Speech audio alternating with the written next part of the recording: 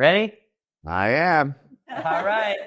Ladies and gentlemen, we have Dr. Kyle Fogel here from Cumming, Georgia.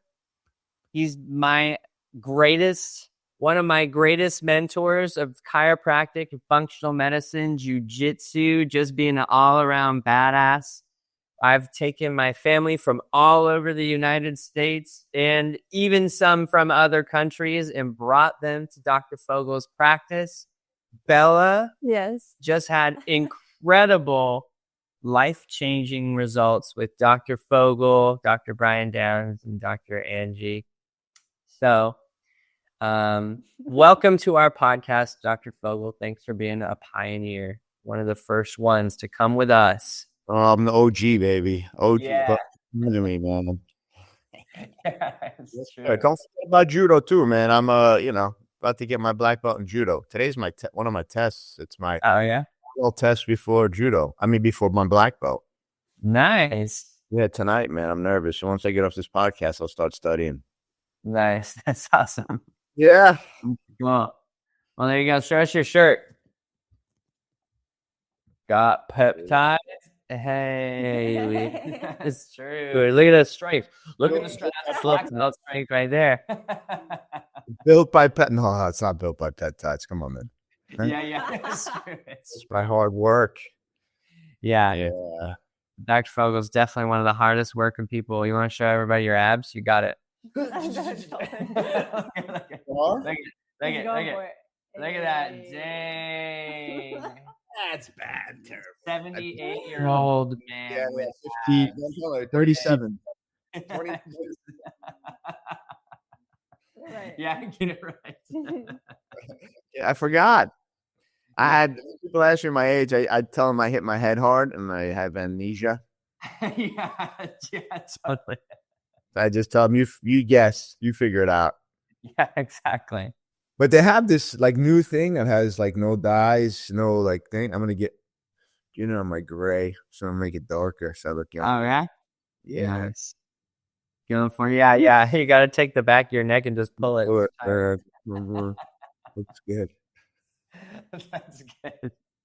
Well, hey, we got you on here, and I know that you are the expert in my world of how to integrate nutrition with chiropractic and how they absolutely are synonymous. I know that the times that I've been in your practice, thanks for allowing me to be there and show me how when you combine nutrition and chiropractic, the results just are exponential. I'd have to agree with that. I'd say most people don't realize that, what they're eating is causing a lot of inflammation, and that can trigger a lot of pain, right? So they come in thinking that, they just hurt themselves by picking up a pencil or tying a shoelace, right? Or even reaching for a cup. I don't think God designed us to be that fragile or that weak, right? There are people who get into massive car accidents and walk away from it unscathed, right? There are people who, I remember years ago, I read it because back then when I, had access to stuff, it wasn't like videos or, you didn't have anything, you have a phone. So I'd probably say this was maybe 2004, 2005. It was about a girl who jumped out of a plane and her parachute didn't deploy.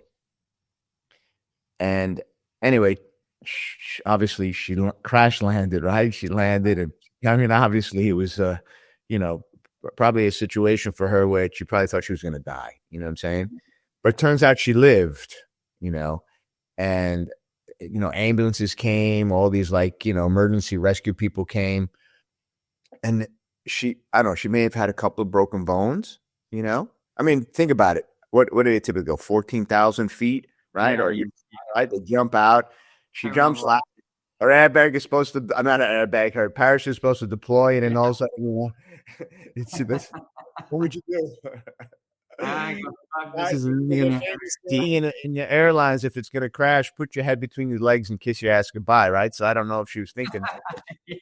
That's that's just the bottom line. So, she lives. Could you imagine the elation, what her feeling was? She's bracing herself, opens her eyes up, and I'm alive, right? And maybe she hit some trees. Who the heck knows? But the point is they take her to the hospital and do all these scans on her, and she's pregnant. Yeah, she's pregnant. Yeah. Anyway, so they followed up with her, and then she ends up having the baby, and the baby's fine. Right? How amazing, how powerful is the human body? And then someone goes and picks up a pencil that doesn't even weigh a few ounces and blows it out. Yeah, that's crazy. That's true. Yeah. Right? Or reaches for a cup or does dishes, or you ask him, hey, what happened? I don't know. How does someone come into your office? You can't move.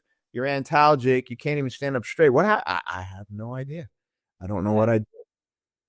I don't know what I did. Years ago, I had this patient. I don't want to mention like where she was from, and what she actually was a nurse, and she was rather attractive, and she was working in the ER, and she hooked up with one of the docs, the ER docs. Yeah. And they went out drinking, and they ended up, you know what happens, right? After that, they end up having fun, and she comes into my office and she can't walk, and I do all these like tests on her, and turns out that, more than likely it was a herniated disc. So anyway, we send her out for an MRI, and it turns out that it was an acute herniated disc, right? So it just happened, whatever she did. And she was telling me the story that she hooked up with this ER doc, and she ended up, doing it dirty with him. And I was so curious, but as a chiropractor doctor, I wasn't going to ask, I wasn't going to go deep into more personal. I just want to know what position they did, Yeah. He did that, right? What a stud. No, I'm kidding, man, Yeah. But she's doing what we've done for how many thousands of years. Right. And, and then could you imagine every time you had sex with somebody or whatever, you may love to, the person and you blow out a disc. I don't think we'd procreate. I think the pain would be too incredible. Like you wouldn't want to do it again, So for sure. how does that happen? So my point is that, we need raw materials to make us strong, right? Every tissue cell in a body needs nutrients, all right? Our building blocks are amino acids. That's why peptides are getting this big, craze and big draw, because it's just a sequence of amino acids that we create, that we make, that we have in our body. But the older we get, the sequence gets a little bit toned down, right? So our bodies can't repair as quickly.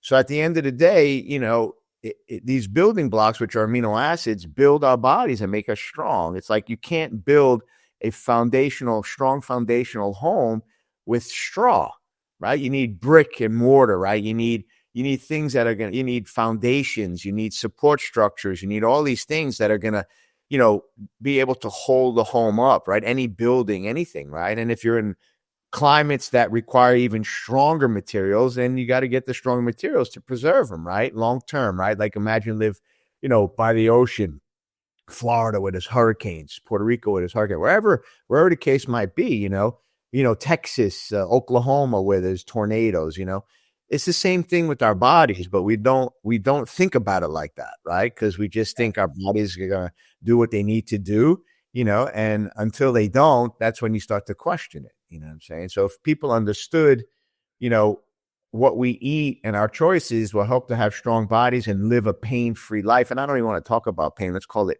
signal-free life, right? Because pain is not an indicator, right? It's the last thing to show up and the first thing to go away. If we tried to not have as many signals, I think we'd make better choices. So yes, absolutely. Food is the building blocks of who we are, and that's why it goes hand in hand with chiropractic.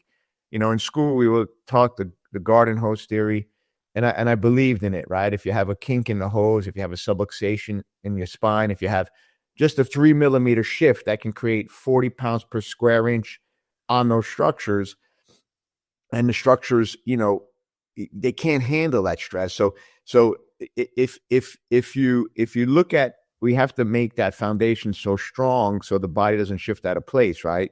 But at the end of the day, when you look at the kink, let's say it's the subluxation or 3 millimeter shift, you can move that kink back and realign it. Like when we were kids, we had a bicycle chain. If it came off or one of the links was off, you'd turn your bike over, you'd shake your your chain, you'd pedal it, get it back on, and all of a sudden you're like, oh, I'm good to go. And you think you're like this ultimate like bicycle mechanic, right? Your hands are greasy, you go home, you want to show your parents what you did, like you're a hard worker, you wash it's a cancer mom gives you like Dawn or so like to get the grease off, whatever. You're proud of yourself that you fixed something for the first time. But so you get the kink out and then people feel a little bit better. But what happens if they go home and they go eat Pringles or Tostitos or Frito-Lays or pro-inflammatory seed oils? Or what if maybe they're eating good. Maybe, they're eating healthy, but yet the food that they're eating is void of nutrition, right? So they open up the hose and what's flowing through there? It could be dripping water. It could be, rusty water. It could be unfiltered water. It could be tap water. It could be lead-based water. It could be anything, right? So that nerve energy, that water, that nutrient flow, it has to be clean, in order for the signals to get through, in order for the nervous system to work optimally. And that's the problem, You go to the greatest chiropractors in the world, and no offense to them. I think they're amazing chiropractors, and I've helped people for hundreds and hundreds of years, and they've changed lives and did amazing things. But I think one of the things that chiropractors are missing is really focusing on, looking at, I'd say, another component of the underlying cause, which is people's diet and lifestyle, and I think some of them are afraid to talk about it. But I think the movement is starting to progress into that direction with functional medicine. And I think that chiropractors are seeing that they're missing the boat. And I think ultimately, as a chiropractor, we truly want to help our patients the best that we can. And I think chiropractors are starting to go that route. So I'm kind of happy about that, Yeah. Yeah.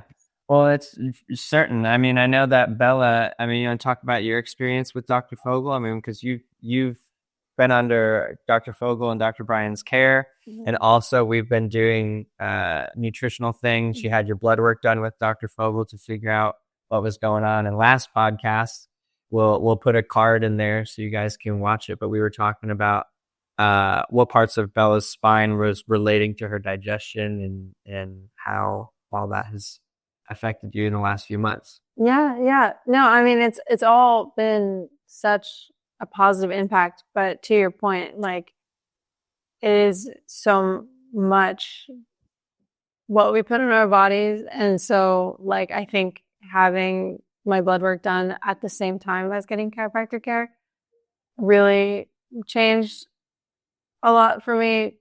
Getting on supplements, having that just like all around body reset. It was definitely, I see how having them together is definitely going to create more impact. Yeah. Has created more impact for me than just one or the other. Well, one of the big shifts that you had, Bella, thanks to Dr. Fogel's, you reading her blood work was incorporating meat. She is anemic. And she was low in basically all vitamins and minerals. Right. So, what have been like the most significant changes since you've started eating it this way and started supplementing and you're continuing chiropractic every day? In my skin does, even if it breaks out from stress, the recovery time is just exponentially different. I used to break out and like be broken out for months after, and that's just not the case anymore. My hair doesn't fall out nearly as much. Yeah, I actually use the bathroom regularly, and it's not, like all of these changes that I just thought were part of being alive. Yeah. Was just not the case. And so it feels a lot, I feel stronger. I feel just a whole lot more capable, a lot more energy in my day to be the person that I want to be for the world and for myself. Yeah. What's cool, I'd love to pick your brain a bit, Dr. Fogel, on like how you see people's changes in your practice. Like, there was a point where you really started to take on functional medicine. Not that you didn't from the start, but like, I know that when we came and were interning in your practice, you started to really ramp up the functional medicine in conjunction with the chiropractic. And what was the difference in like healing time and the results, like disc hydration you would see, or what were the significant changes or maybe stories that stood out to you as you started to really implement this? I used to keep them separate because I never really wanted to kind of sell anything to anybody. I mean, I always believed, like when I was in chiropractic school, I used to read functional medicine things all the time. There was I think he was a doctor or a PhD. His name was Ray Pete, and I used to read his newsletters. And I read Sherry Rogers, all her books on what your cardiologist isn't telling you, and Detoxify or Die. And I'd read all these books in the back of classes that were boring to me, and I feel like they were like really gonna be applicable to like my type of practice. There were a lot of classes like that, but there were a lot of classes that were awesome. And so most of the classmates, would be making fun of me, going, "Why are you reading that stuff? That doesn't apply to chiropractic." Because we were in chiropractic school where we felt like it was the best profession, and all you needed to do was adjust subluxations and you were going to cure the world. I mean, that's not fired up. But I believed in that model, but then I believed in adding in things that I just felt like my mentors had taught me. And then I was going to, functional medicine doctors. They weren't called functional medicine doctors then. They were called more applied kinesiology doctors, right? That incorporated nutrition and things like that into chiropractic. So I never really wanted to kind of convince anybody of anything. So if somebody was curious, then I would, try to educate them. And then I would, have their blood work sent out, and then I would, interpret it and consult with them.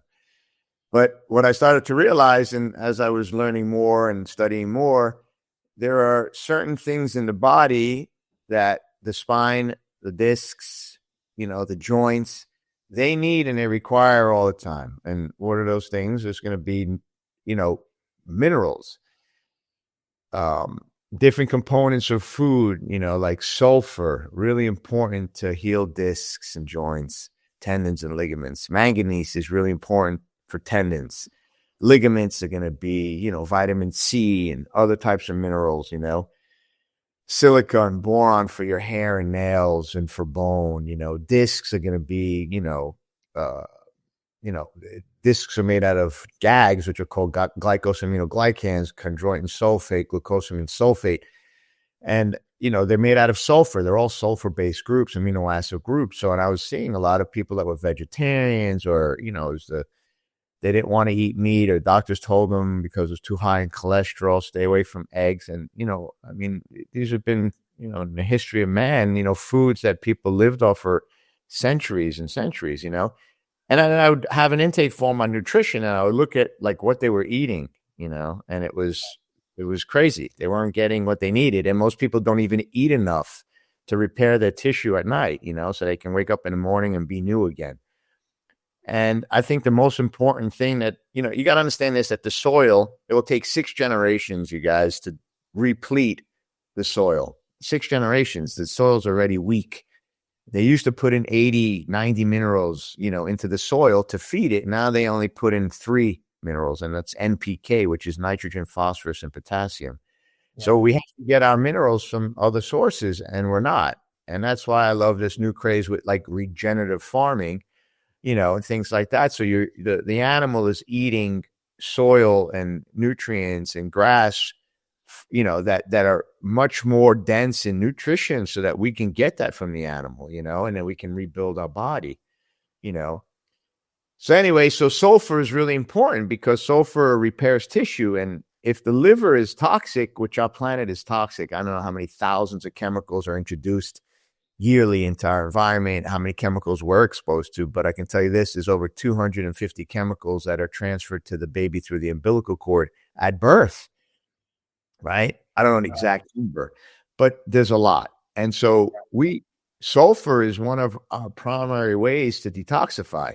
So if the liver's under stress, what's going to take precedence, the liver or your spine or your joints? The liver, right? You can see in my office, there's people that come in and their spines are a train wreck. Some of them are in pain, and some of them you wonder why they're not in pain, right? But still, you see that their spines are being deleteriously affected. So the body is robbing Peter to pay Paul. Just like people with bad teeth. Oh, I got bad genetics. My teeth are terrible. Yes and no. Well, maybe your mom was void of a ton of nutrition that helped give you the building blocks for strong, healthy teeth, right? Yeah. Or spines are inherited, postures learned. Well, you may have inherited the poor ability for nutrient absorption, right? Or to assimilate certain nutritional needs to help to strengthen your spine. So the spine is the first place, the joints are the first place to take sulfur away because the liver needs it and requires it to detoxify. And then we don't eat the foods rich in sulfur. What are rich in sulfur? Liver, right? Superfood, but you're not supposed to eat liver because it's high in cholesterol and it's toxic, right? Eggs, meat, sardines, right? These things are really, really valuable and rich in sulfur. Then you can go into the vegetable route. You got broccoli, cauliflower, Brussels sprouts, radishes, garlic, onions, asparagus, all of the things that are so rich and dense in sulfur. And you'd have to eat, barrels of it in order to get the proper amounts for your body to repair. Why? Because the body cares only about toxins. The body cares about the liver. The body cares about the kidneys. The body cares about the brain, right? People who are tired, like you said, Bella, I feel more alive. It's changed everything from the way you think, right? The way your energy levels are to going to the bathroom, right? Your body having inflammation on your skin. It's only there for a short window of time. It doesn't last as long. And that's just the beginning, right? Because the body heals in stages and it's slow to heal, right? It's not a drug effect where it's immediate. A drug changes one molecule. So when they put you on some type of antibiotic for your skin, whether it's amoxicillin or erythromycin or whatever it is, it's fast because it's a drug, and a drug changes a molecular structure quickly, but it only changes one molecule. Whereas nutrition, right, changes it through the whole pathway. Chiropractic adjustments change it through the whole pathway, right? And it changes the brain and it resets the brain, right? So these are things that people don't understand, and then they wonder why they have all these issues. And it's simple, man. There are 4, I would say, let's just say, I believe, I don't think it's my opinion because you can ask ChatGPT or Grok AI. What are the 4 contributing factors to early mortality or early onset mortality? And what do you think number 1 is? Stress. It's always. Yes. Yeah. Stress. Second, Diet. Toxins. toxins first. Second, stress, number 1, which can has a feedback loop, because if you're stressed, then you put on the cortisol and you're producing tons of glucose to run away. And so the liver has to work harder and the adrenals have to work harder to supply that energy source so that you can keep running from the saber-tooth tiger. Yeah.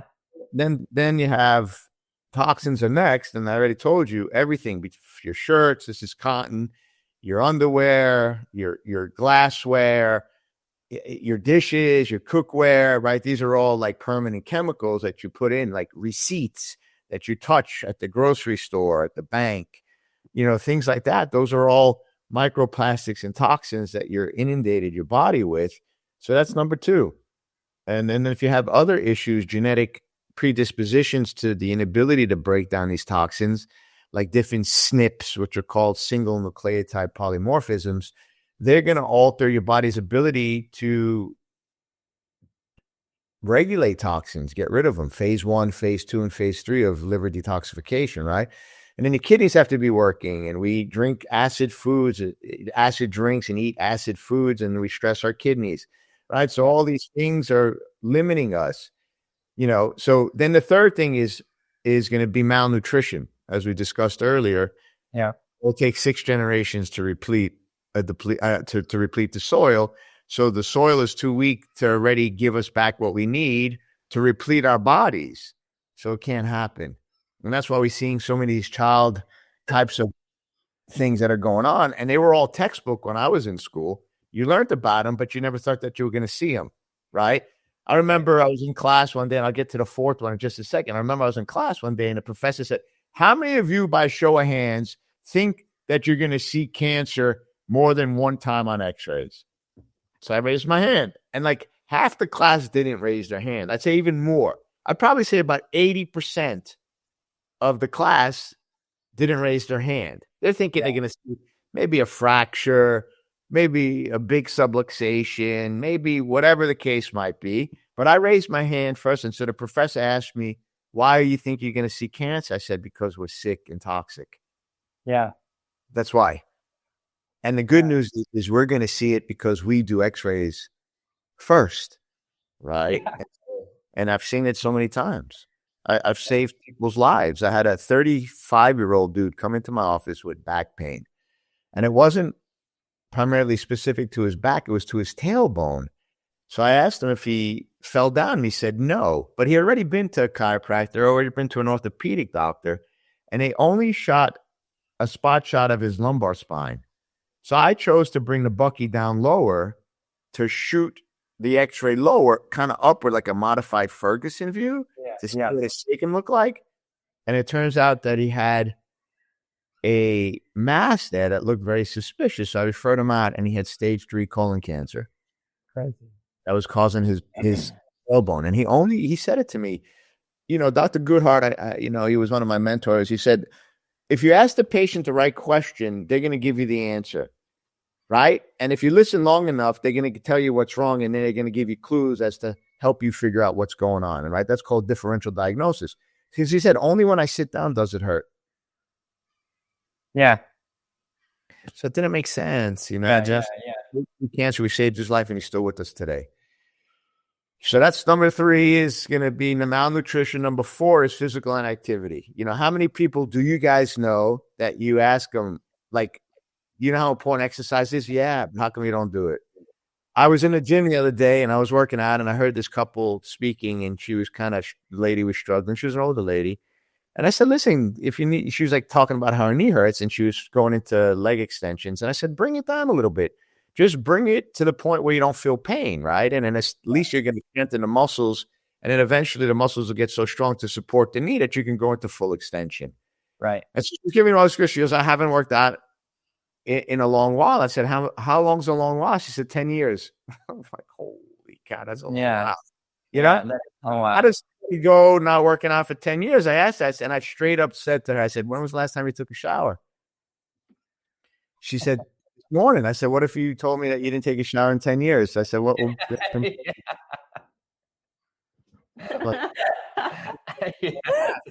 It's the same reaction that you tell me I haven't brushed my teeth in 10 years, that you haven't worked out in 10 years. I'm looking at you like, what? No. And then she starts going into her story. Why? Her son, whatever, her daughter, whatever, her divorce, whatever, all these stories. And I'm like, let me ask you a question. Those stories, did they stop you from taking 45 minutes out of your day to drive to the, to the gym to work out, that you can at least have 45 minutes of not worrying about stuff, in your head here? I don't understand that. Yeah. So I said, and now you're 10 years progressive, and now you can't even do leg extension with 10 pounds. I'm like, how does that make you feel? And she starts crying, starts crying. Yeah. It's just first day of your new life, man. It's a new beginning. Don't worry about it. Hakuna Matata. That's in the past. Move forward, man. You know what I'm saying?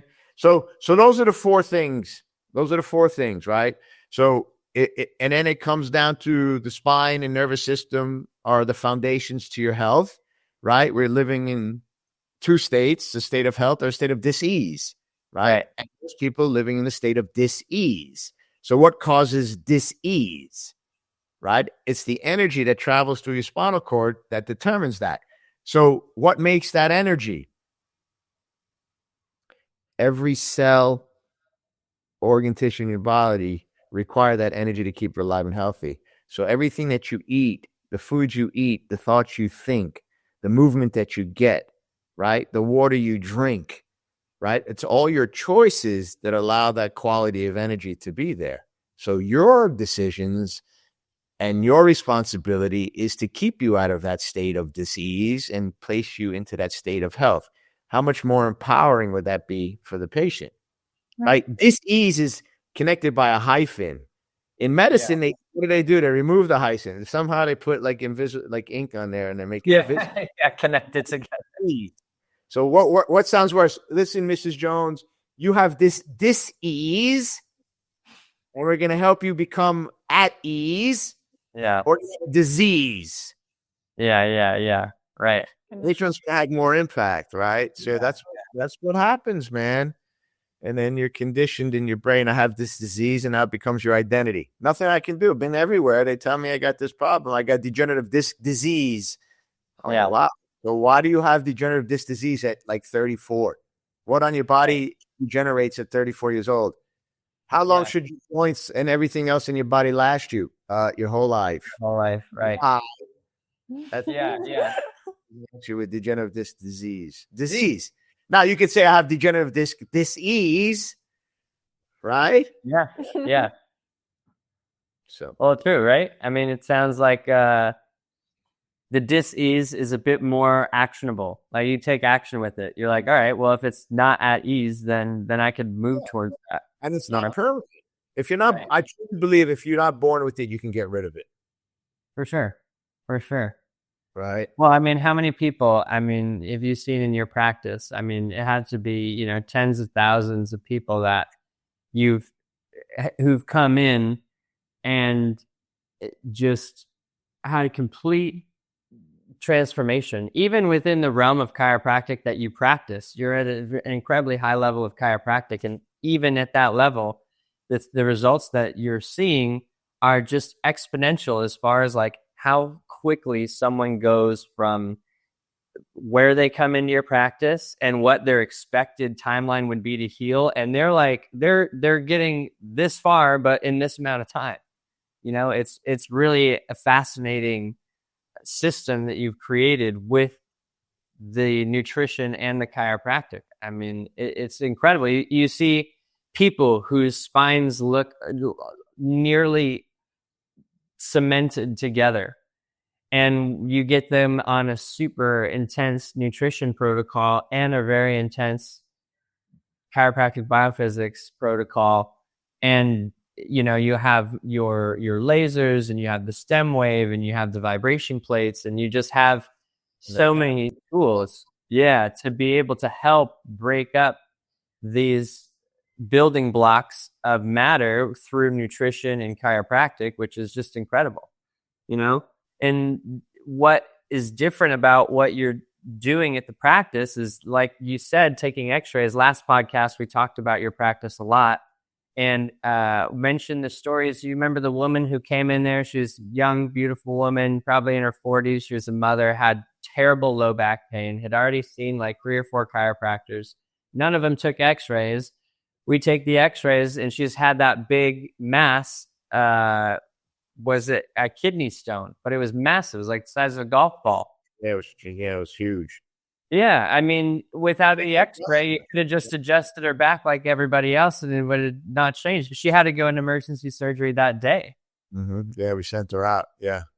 And then all the people that we took x-rays of, where you see the thumbnail on their heart, they've got, it's such a simple thing. These people are literal. It could be seconds away from having a heart attack, and you take one x-ray and you're like, and these people, I guess there's really no say if they would have died if they didn't come there or not. I mean, they would, but like the power of an x-ray to see what's happening with people is such a strong resource for health. Yeah. Well, I think through go ahead. I'm sorry.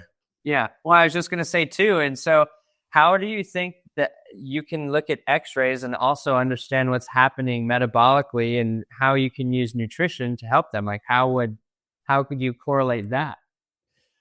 So, that's a good question, Dalton. I want to just go back to one thing. I remember years ago, there was a young man that came into my office. He was from another country. I think he was from India. And he came in with like serious headaches, tingling down his hands, and did an exam, and it was really, really strange that like no muscles were firing from doing like the muscle testing, right? The package muscle testing that we do to determine like if there's an issue there, if it's a spinal issue, spinal related issue. Nothing was firing. I was moving his head in different positions, and it just wasn't turning it back on. So I knew something was more significantly wrong. And he did go to chiropractors before. I shot X-rays on him, and there was this strange thing in his upper neck. So we did flexion extension views, and his skull slid every time we burned him an extension. His skull slid down, and his head slid down in flexion. Yeah. And so I asked him a question. I said, "You ever in a car accident, ever injured?" He said, "As a matter of fact, when I was a kid in India, I fell out of a 2-story building, like a window that he was, he was a boy. He was a little boy. He was looking out the window, and he fell out. And anyway, he lived. He just had maybe a couple of scrapes and bruises on him, but nothing severe. Well, it turns out his neck was broken. Yeah. Yeah, we sent him up. He ended up getting a halo. He had a halo on. They had to do emergency surgery. Could you imagine? I gave him especially the way I adjust, like a very specific upper cervical adjustment. Yeah. I don't think the other chiropractors didn't do a good job and they missed it. Yeah. Thank God for him. So imagine I could do that X-ray, and it would have just treated him like anybody else, or not done X-ray. That's the point. So you're getting back to your question. Again, it comes down to, inflammation is inflammation. Calcification is calcification. The body doesn't do anything for no reason at all. The body's main purpose is to survive, right? So if your aortic arch has too much pressure because your blood pressure is a mess, or, and there's too much pressure going through that artery and it's going to burst just like a nail in your tire, then the body's going to calcify that area so that it doesn't burst, right? So, I mean, could you imagine your aortic arch bursts? You know how long you have to live? You're dead, right? 10 crazy. Yeah. Aortic aneurysm, you're dead. You have minutes before, not even minutes, maybe in minutes to get somebody to, do something for you. Otherwise, you're going to die, right? So you got to die at the hospital with them ready for it to burst. Yeah, you're already you're down in somebody's office, God forbid, or on the way. But the point being is the body's going to calcify that area, right? Just like if you were looking out in the sun too long, you're going to calcify your lenses, right? People get cataracts. Oh, it's normal. No, it's not normal. People get calcification on the aorta, or, that's normal. People get degenerative disc disease. That's normal. People get phlebolytics in their ears, or capsulitis in their ear. Phlebolytics are more in your kidneys and your bladder and your gall, but in your ear. And then it's normal to have these like calcifications in your ossicles, so you get vertigo. It's normal to have gallbladder stones, right? Years ago, again, I love telling stories, right? Facts tell, stories sell. My mother-in-law had her gallbladder removed, and I got in touch. Like, for me, if she trusted me, I would have had her do a gallbladder flush. The only caveat with gallbladder flush is if you have a large stone, it gets stuck in a bile duct. Now you have a big problem, but you let the patient know, right? They're in pain anyway, and so they're bound for surgery. So I spoke to the surgeon and I asked him a question. I said, "Is there any way to salvage my mother-in-law's gallbladder?" He said, "No, he said gallbladder surgery is one of the most common surgeries we do. That's why I'm so busy all the time." And I said, "Wouldn't it behoove us to really help people change their diets so that we can kind of decrease the amount of gallbladder?" He said, "You could." He said, "But nobody's going to listen." And he knew it. People don't change their diet. They eat fried foods. And people think it's fat that does it, right? No, it's the seed oils.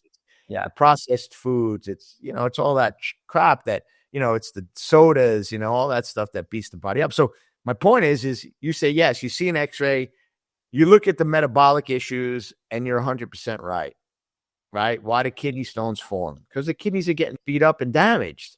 Yeah. Right. So the body's trying to protect that area. Why do gallbladder stones form? Same thing.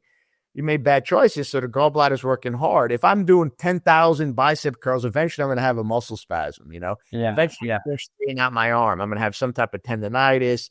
Then it turns into tendinosis.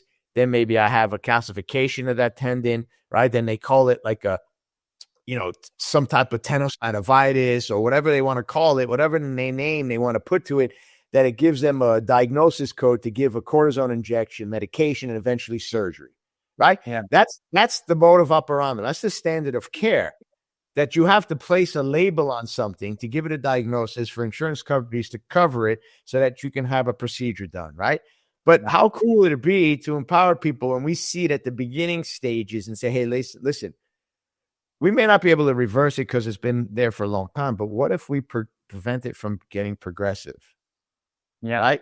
The same saying, structural failure or structural problems lead to structural collapse or structural failure, right? If the structure is failing, then can we stop it from failing?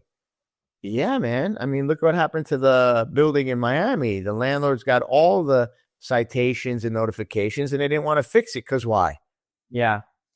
They didn't want to spend money. That's the biggest problem for people. But if you can tell them, hey, man, I'm sending you this letter via email or maybe even through like snail mail. I'm going to tell you, you got this, but we can fix it by doing this, or we can slow the progression by doing this, and X, X, Y, and Z, right? But in our office, the first place to start is getting your spine and nervous system checked. Yeah. And once we find the problem, then getting it corrected, not just treating symptoms, but correcting the problem, right? I'll tell you my story. Years and years I had probably for 15 years, man, I had heart palpitations, right? I had PVCs, premature ventricular contractions. I had PACs, premature atrial contractions. And every time I would go, because I'd start to panic, man. I didn't know what it was. I'm like, no, I'm coming to see you, right? And it was real scary. And I was always, dude, I've been in the I've rushed myself to the hospital like 10 times. I had ambulances taken because I was so scared. I didn't know. I tried everything, taurine, magnesium, everything, beetroot. I tried L-citrulline, arginine. I tried it all, and it gave me some relief, and it gave me maybe some solace and confidence that I was taking in the proper nutrients to protect my heart, but it was more of an electrical issue, right? So when I went to the ER, they didn't even do x-rays on me. They just did an EKG. They said, you got PVCs, PFCs, nothing we can do. So finally I went to, another, like a cardiologist, and he said, well, we can put you on a beta blocker, or we can get you set up with the electrophysiologist and they can ablate it and you won't have that problem. I said, but hey, doc, is that getting to the root cause? He said, we don't address root cause, man. That's an electrical issue. There's no cause. I said, really? But there's an effect? How is this not a cause? Yeah, right. You have signals that are off. You're an athlete, real common in athletes. I said, I don't believe that, right? So I went back to my office and I shot x-rays. And we measured at 100-degree hyperkyphosis in my thoracic spine because I was in a car accident. And I broke 6 vertebrae. I have compression fractures. And that's like necessary. That's like double the curve of what it's supposed to be. Yeah, it's 44 degrees. I got 100.3. I'm like, yeah. And I had like knife clasp deformities. It was wedging, crazy. Yeah. So then I started to do tractions in rehab and my Denerol at home and getting adjusted. And guess what happened to my PVCs? 10 years, thousands of dollars I spent to try to figure out. And my dumbass as a chiropractor should have known better. But I was scared, and I get it. People are scared, and they don't put 2 and 2 together going, it could all be spinal related, right? Or a compression on a nerve, right? So I started extractioning, and guess what happened? I haven't had PVCs or PACs since. Yeah. That's amazing. And this is the whole thing. I mean, we had this whole episode, last episode was Bella and I talking about the importance of x-rays. It's like, we're not here to like bastardize particular chiropractors or talk down to anybody or medical doctors. Like the point is that there is a tool that we can use. It's relatively affordable and you can understand immediately what's happening. So the most responsible thing that we can do as healthcare providers is take these x-rays and understand what they mean. Like the responsibility that we choose to take on, I believe I said in the last episode, and I hope it creates buzz this episode too. I think it's malpractice. I think it should be malpractice to not take full spine x-rays. Yeah, and it's the same thing with labs. I mean, when you go to your general wellness, it's the same thing. When you look at the labs, I would say it's medical malpractice not to run a comprehensive panel on people. You get the labs done and they say, hey, you know what? You're good. Everything's fine. And they still don't feel well. Right. It's the same thing. Well, it's hey, just I'm a perfect tool. It's a example of tool. that. What was that? I was saying I'm a perfect example of that. Like, measurably, my spine is nearly perfect for my body, like definitively. But you take my blood work and then shit's all still crazy, And so it's like, this is why your perspective on health is so impactful, and it would be great to have people adopt this belief system. And it's not necessarily like theology, it's measurable. That's what the difference is like, it's objective.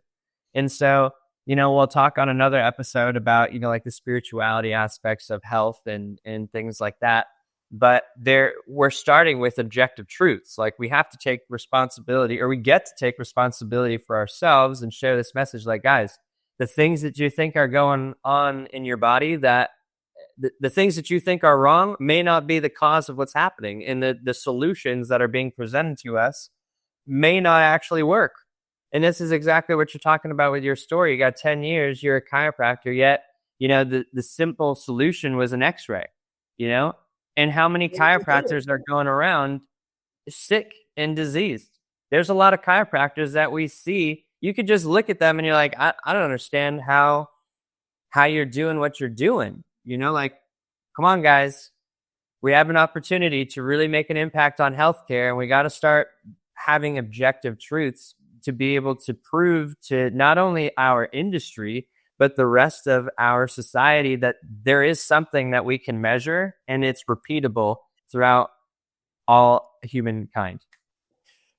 And that's when chiropractic, I think, will kind of become truly a primary healthcare, and I mean, that's true healthcare, right? True healthcare is helping people thrive, not adapt, right, to conditions. And that's the biggest thing, what I'm saying? Where medicine, of course, there's a time and a place, and I think medicine, I mean, I believe, and again, I don't know who's going to listen to this, but I think there's only one medication that actually is true, right? If you look at something that's true, it can get tested many, many times and it works, right? So that's truth, right? So it's an antibiotic, because if you have an infection in 7 days or 10 days, you go rerun a lab and the white blood cell counts have improved, gone back to normal.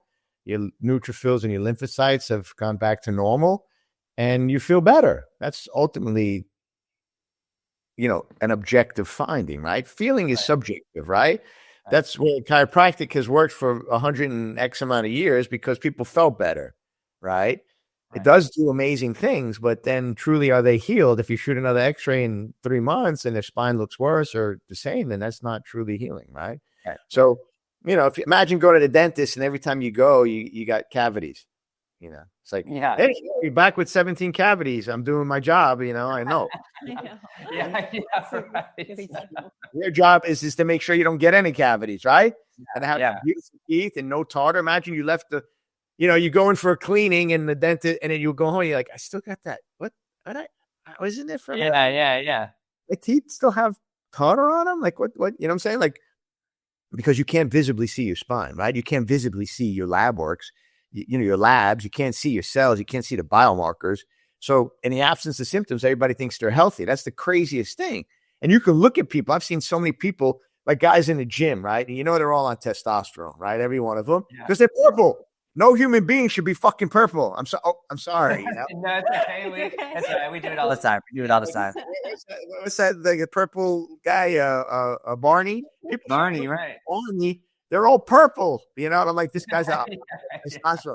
Hey, are you taking anything? No, I'm not on anything, man. I'm all natural. Yeah, exactly.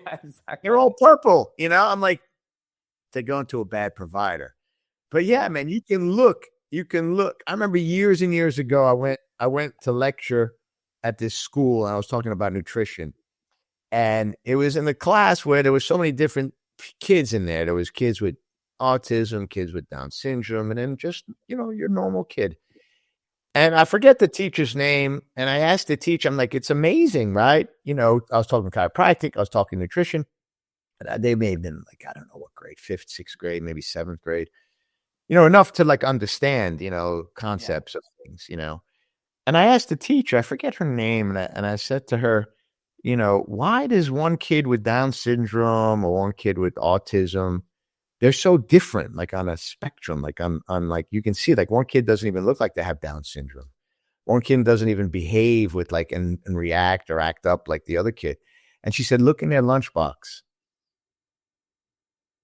Look what their parents put in their lunchbox. Yeah. Right? The kid that's eating an apple, eating a piece of chicken, eating whole foods, maybe the mom makes them sourdough bread, maybe they have a yogurt, things like that, versus the kid that eats everything processed and packaged and canned, eating a white bread, Wonder Bread, tuna fish sandwich, things like that, like chicken of the sea, tuna fish sandwich with like garbage seed oil mayonnaise. It really like hit home to me. Like, wow, you're expressing some type of issue, some genetic issue. And there's huge differences in the characteristics of these kids just premised and based off of what they're eating. It's amazing. So think about it like this. We're not expressing some type of genetic glitch or defect with different chromosomes. But internally, these things are still expressing themselves and we don't see it. Right. So how impactful and how powerful are the choices we make and the foods that we eat on that? And then it's just the same thing like disease, right? I think 10% of disease will ever manifest itself, or 10% of disease is genetic, right? And 90% is lifestyle and environment. And so the choices you make, the things you do, the foods you eat will turn on good genes, and then you'll express amazing health and longevity and be void of disease, hopefully. And the choices we make can turn on bad genes and can express dis-ease, as we call it in chiropractic. And that dis-ease can express itself as a chronic wrist issue, a chronic thumb joint that doesn't get better, right? A little patch of eczema that just doesn't go away, chronic ear infections, sinus infections, thyroid conditions, heart palpitations, digestive problems, constipation, fatigue, brain fog, inability to concentrate, or even pain, headaches, right? These things are expressed through alterations in the body, right? Chemical reactions that are not signaling correctly, right? That are eliciting different things in our bodies that induce pain, inflammatory mediators, all these different things by the choices we make, right? We had a girl yesterday. She was diagnosed with POTS. And, POTS is, it's like positional, right? They lay down, they get up, they're lightheaded, they have, low blood pressure, all these things. And basically she had anxiety and all these concentration issues. And the medical model, what they did was to put her on progesterone. So we did a salivary test on her hormones and her cortisol. Turns out that her estradiol's were off the charts, her testosterone was off the charts, her progesterone was really, really low. Her DHA was really low, and her cortisol was tanked, right? So then we started to talk, and she did a program. She had amazing results. And the first thing I said to her was, could you imagine how bad? And so I said, first of all, do you think these results are good or bad? She said, they're bad. I said, well, you know what? They're not the worst that I've ever seen, which is great. And I said, you got diagnosed and labeled with the disease, right? POTS. Yeah. Which is like untreatable, typically, She's got to live with it. She's got to be on medication, things like that. So I say, you had amazing results on your x-rays. I would have loved to have seen these results prior to getting your spine and nervous system treated. Yeah. Because we know that if the body's in flexion, right? Flexion in our office is death, extension is life. Flexion, you're running from a saber-tooth tiger. You're stimulating the sympathetic nervous system, right? That's what POTS is. It's an imbalance, right? So anyway, and her cortisol was probably really high, and now we dropped it down, and now it's low. But we get to see the real picture, and all the hormones are out of whack. So it's not truly a menopausal issue that she's going through. It's truly a stress-related response that's suppressing her all of her hormones, and her progesterone is down. because progesterone is driving into helping her with cortisol, with her stress. So it's a stress-induced response. So progesterone is the brake pedal on high estrogen and high testosterone, right? It helps to calm them down, where she's having all these issues with high testosterone and estrogen, right? So she's estrogen dominant, right? Because her body's under stress, so her body's producing aromatase. Aromatase is converting into testosterone. Testosterone is converting into estrogen, and there's no progesterone to put the brake pedal on it because progesterone is driving into cortisol because her body's under tremendous amounts of stress. So what does the doctors do? They put her on progesterone, which is the wrong thing to do. She has PCOS, she has high insulin, and so what's happening is her body is trying to use glucose as energy. So you put progesterone in there, right? And then she gets worse. So you got to manage the blood sugar and the insulin first. That's a metabolic issue. And she told me, she said, you put me on progesterone, I went crazy. She said, I went nuts. I said, yeah, I know. So anyway, it was really cool to see it. And then if I didn't do those tests on her, yeah, she had an amazing spine, and she did get like 50% better with her symptoms, and she's sleeping better, she's doing better. But what if I didn't do that, recommend that test on her?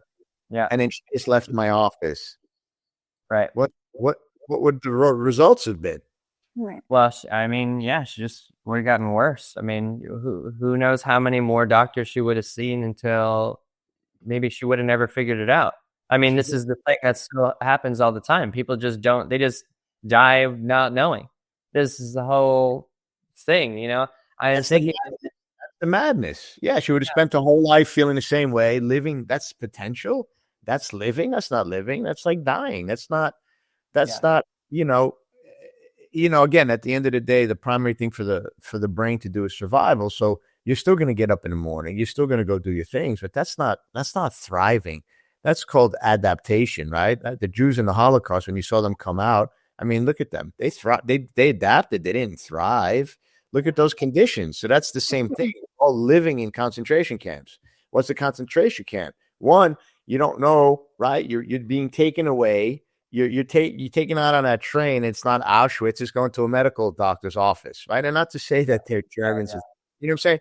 So the point is that, you're in that system, and now they're going to give you a drug for your symptom. That's all they're treating. They're not getting to know you, not getting to know your history. Like, I asked her questions that no doctor has ever asked her. I said, at what age did you ever feel your best? She goes, I never did. She goes, because when I was younger, I had menstrual issues and they wanted to put me on birth control pills. So they didn't address the issue, right? And so I said, so think back about how long ago did you feel good? She said, I was like 6 or 7 years old. And then I was still like a little bit heavy, and in high school, I got heavier and heavier. And then they kept trying to do more drugs and more drugs because I had more symptoms because they never fixed the problem. She goes, you've asked me questions that they've never even sat down to ask me. Yeah. Yeah. Yeah. So when somebody really, truly believes that you understand them, that's the healing. That's the start of the healing process. Totally. Right. You know what I'm saying? Like, to understand somebody and to understand their world. They teach us, you don't want to get to know your patients. You don't want to take that on. No, you really do. You really do, because this way you want to help those people even more. You don't want to let them down.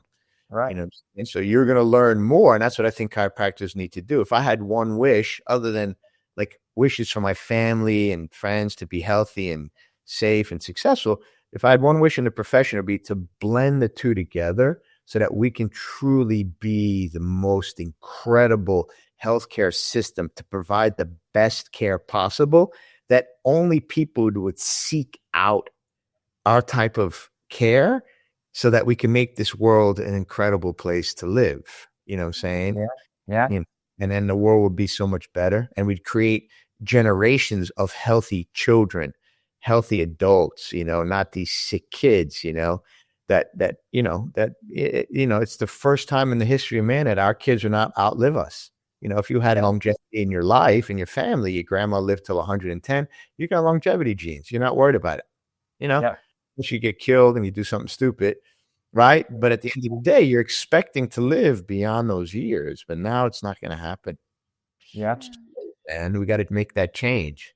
You know what I'm saying? Absolutely. And I believe in my heart and soul that chiropractic, and I don't even like the word functional medicine.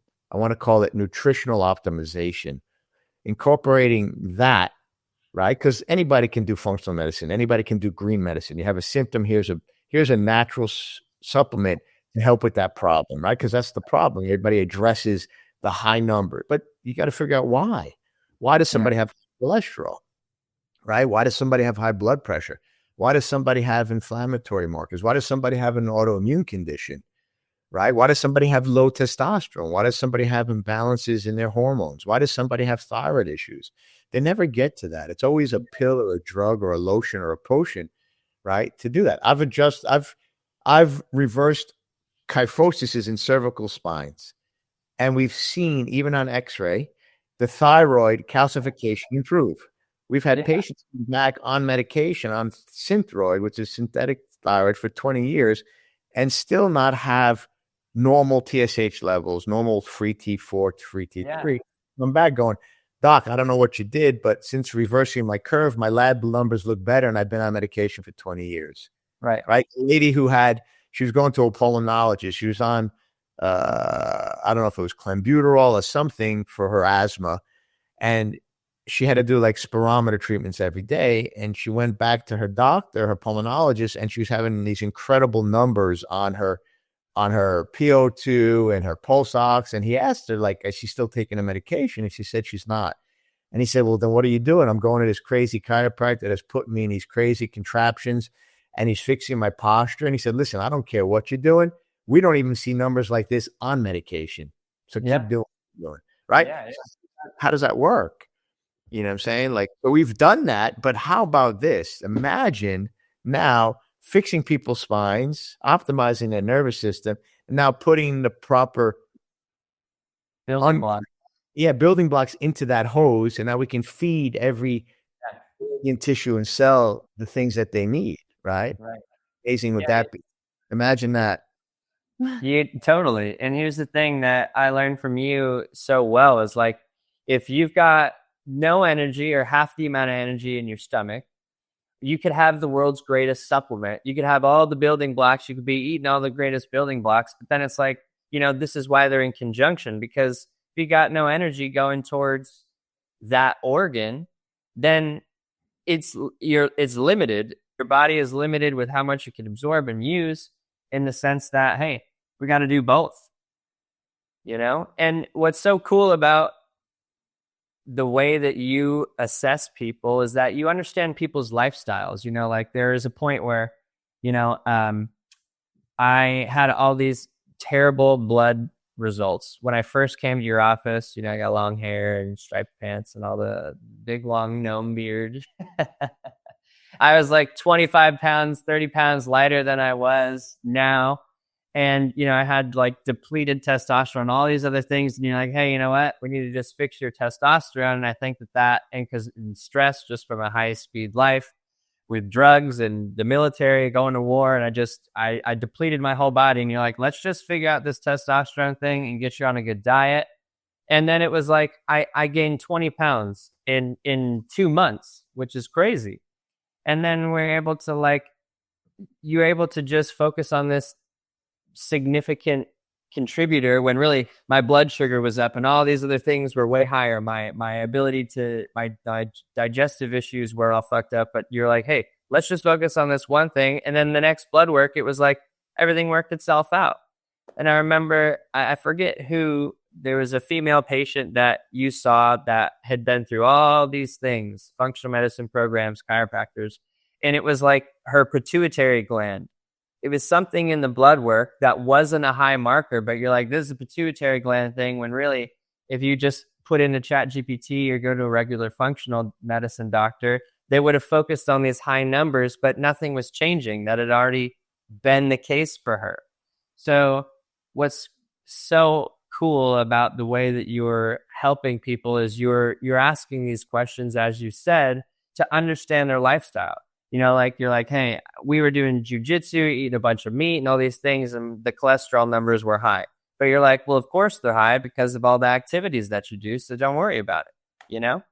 It was just it's been such a incredible experience to be a patient and a student of you, you know, and there could be this level of chiropractic where, you know, you get your chiropractic degree and you can be certified in these different areas, but a difference between the medical system and chiropractic is that after you go to medical school, then you have your residency, which depending on the specialty that you want to be a surgeon, you want to be just like a family doctor, are different lengths of additional time after your doctorate. Like maybe what we can see in the future is more of that model in chiropractic where, you know, okay, well, not all chiropractors are the same. I say this all the time. It's true. Not all chiropractors, you're not going to get the same result from every chiropractor that you go to. So why don't we start classifying different levels of chiropractic in the same way that medical doctors go, hey, I'm a family doctor. So if you have a cold, I'll give you some cough medicine. You got a headache, I'll give you some migraine or this, that, the other. But then, you know, you can't go to a family doctor if you need spine surgery. You have to go to a specialist. And you're the spine surgeon of chiropractic, the equivalent. You know, you've been through the advanced CBP, you know, all these courses. You know, you've been doing it for 20 years. You've been doing the functional medicine stuff. So maybe the profession would benefit from having structure to have qualifications and go, hey, you know what? This is a basic level chiropractor. This is this level chiropractor, and this chiropractor specializes in this. And then we refer patients to the right provider, you know, have more standards. I agree. That has to start in the schools, you know, that starts in the academic world, right? So we should start our own school. I would say CBP, we're giving props to CBP, and also, you know, I would say functional medicine. Those should be the core foundation. And I think the world would be an amazing place. But you're right. I mean, the medicine. What happened was, you know, years ago, and I remember, you know, I'm not going to say my age, 25, but yeah. Doctors used to make house calls. They'd come to your house. I remember Dr. McGillner, right? He was my pediatrician. He'd come. I had 104 fever, 105 fever. He came to my house, right? It was like 10 o'clock at night after work, you know. But doctors, they were like, they knew a lot about everything, you know. So, but now it's more of a niche based, right? You have sections or sectors of medicine that people have to go to for specialists, right? You have a dentist, and then you have an orthodontist. You have somebody who does, you know, work on gum disease, right? You know, that's their focus, or they're focused on implants, or so every part of medicine has a niche. And I think that one, that's, again, to specialize or have a specialization, but that's also for insurance. You know, it's for insurance purposes, you know, and that's a problem. You know, I think that chiropractic and chiropractors should be all encompassing. You know, it shouldn't be separate at all, you know. But again, you give people the exposure and the opportunity, and they decide, you know, because it's not for everybody. You know, having a CBP practice, one, it costs a lot of money, takes a lot of time, right? You got to invest and you got to learn. There's a learning curve. Same thing with functional medicine. I've been doing functional medicine for, I don't know, I've been out of school since 2001. So it's 25 years. I was studying functional medicine and going to a functional medicine doctor when I was in school. So it's over 25 years, right? I was you, right? You remind me of myself because I was you, right? But we didn't have all this technology. Otherwise, I would have done a Zoom call with them, right? Or a podcast with them. But at the end of the day, you know, I've seen, I don't know how many hundreds of thousands of labs, hundreds of thousands of x-rays. So somebody that's starting now, yeah, I mean, great, good for them. But things have changed in that world. It's not the same, right? Yeah. Some of them are getting in it for the wrong reasons, right? To make extra money, to have more cash flow. I didn't care. You know what I'm saying? I didn't want to. I always wanted to be successful in helping patients. That to me was true success. It wasn't about, you know, having 800 patients a week and being like the best chiropractor with the most adjustments ever. It wasn't about like, you know, it wasn't about making money. It wasn't about like selling product. There was nothing about that. It was about giving my patients the best care, right? I had hyperbaric chambers. I had far infrared saunas. I had foot baths. I had all this stuff in the beginning, right? I was way ahead of my time. And then it didn't sell very well because people just weren't aware. And now look at everybody. Yeah. I had red lamps. I had people sitting on the red lamps 20 years ago. It was like one Yeah. pole. It's red. I came with red light, you know? Yeah. So now it's like everybody and their mother's a biohacker. Yeah. You know, everybody and their mother's a specialist. You know, everybody and their mother knows about peptides and testosterone. You know, like to me, you know, that's cool if you want to go to those people. But at the end of the day, if you have an issue, you go to your chiropractor, man. You know, Yeah. and then that chiropractor is going to give you hope. You know, that chiropractor is going to tell you the truth. You know, Right. as long as you're a good chiropractor. You know what I'm saying? Right. I agree with you 100%. You know, so I think that, and then again, getting back to you, you didn't know that you had these issues, and just based off your lifestyle, you were driving, you were burning the candle at both ends. It was, you were burning oil, right? And so Yeah. you looked good, you know, and the reason why you weren't putting weight on is because cortisol breaks down muscle mass. Cortisol suppresses testosterone at a young age, at any age, right? And so you were losing weight, just like I talked about earlier with anybody who's in captivity. You know, it's not that they're not eating enough. Yeah, well, it's part of it. It's calories in. But the problem is that they're under so much stress that their bodies are burning muscle, you know, just to survive. Yeah. Just to survive, you know. And that's what was going on with you. And in some people, it's the opposite. They gain weight. They stay fat. You know, what does a bear do during hibernation? Prior to hibernation, it's looking for food. It's foraging for food in the daylight months where there's longer days, because it knows it's going into a feast or famine type of situation where there's not going to be as much light. It's going to be cold. They're not going to be able to hunt and forage for food. So they eat as much as they can to get as fat as they can so they can go into hibernation in the cave. And then in turn, what happens is reverse T3 elevates in bears very, very high. So reverse T3 is a mechanism in our bodies that, because of stress, it doesn't need to eat. And so it stores fat. It doesn't need to move. So it can stay sleeping for 6 months out of the year and still be okay and survive, right? Well, we measure our T3 in people, and you know how many people come back with an elevated RT3? I'd say 80 to 90% of the people. And so that just indicates that they've been going through a stress response for how long? Years. Sure, huh? People are going to be super skinny like you. You lost muscle mass and you got thin. No matter what you do, despite how hard you trained, you weren't building muscle. And then some people are going to be overweight and fat, just like a bear. But yet now the GLPs come out, right? And all that, you know, and then everybody's on a GLP-1. So here's my question. They lose all this weight. Does it break that cycle? Does it break that pattern? No, it doesn't. Yeah. It doesn't change anything, but it does help them, right? And these people need it. Don't get me wrong. But at the end of the day, if you were to search your feelings, Luke, remember that?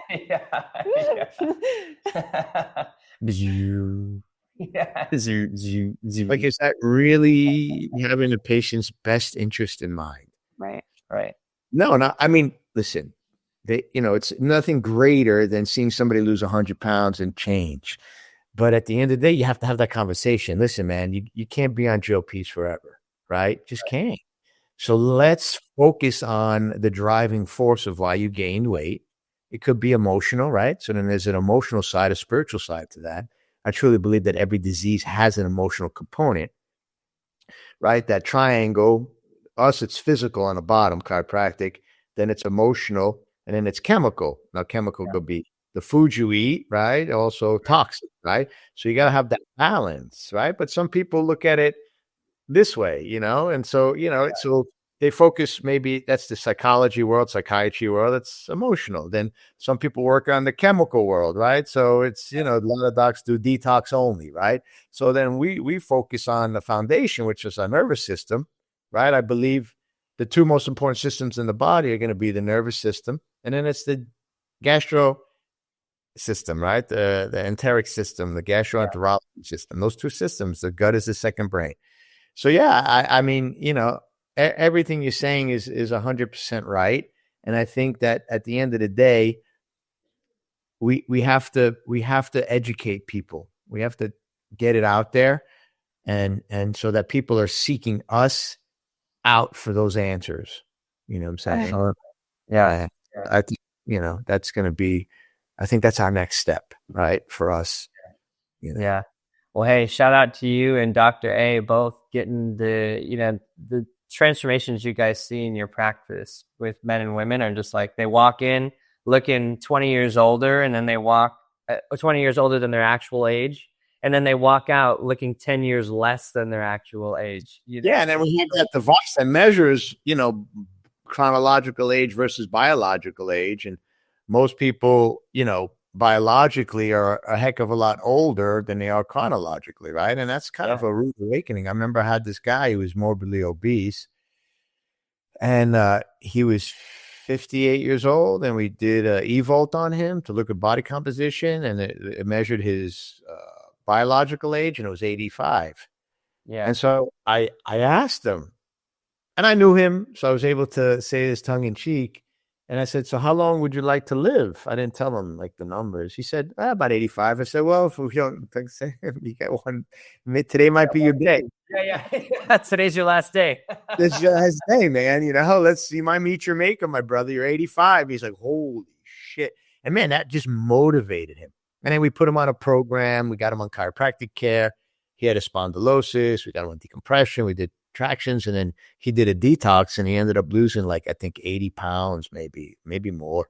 And we brought his biological age down into like the 60s, which was really cool. So we showed that he added years to his life, right, man? So which is really cool. So we took away 20 years, right, from that number, from that test, and added 20 more years for him, right?